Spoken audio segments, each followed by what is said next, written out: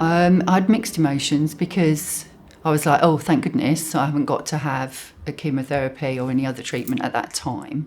But then on the other hand, you're, just thinking, is the cancer going to get worse? And when would I need treatment, or would it be too late? Because I think you think of cancer as being a solid tumour, whereas blood cancer is very different, and it's treated very differently.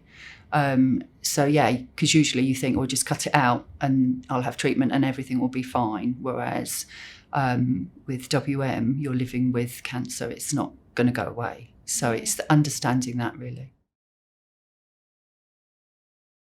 When you know an appointment's coming up about a week before, you start to get apprehensive and a bit anxious because you're always thinking, well, maybe this time they're going to say that the bloods are showing that WM is sort of coming back with gusto and that you might need treatment.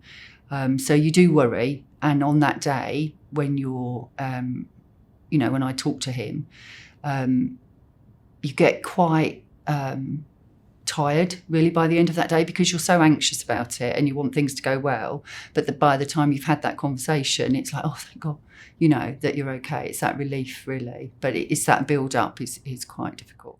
Over time, because I, have made use of WM UK, my knowledge has improved, and talking to different people with WM also has made a difference.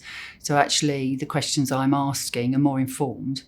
So it is a different process in that way, because initially you're just like, a rabbit in headlights, really. You don't know quite what to ask or how to ask it. But over time, it has got easier. I still prepare. I still have questions. I write everything down. And as he's talking to me, I'll write little notes as well so that I can look back and look, and see later on. And when I'm talking to other people, I know what I can refer to. I just think you feel, because you have greater knowledge, you feel in greater control when you're having that active monitoring. That would be to be really active in their listening. I think that's key. To really listen to their patients, and what is it that's troubling them. Because sometimes the questions you ask, it might be other things that are underlying that. So it's really getting to the bottom of those symptoms that a patient may have.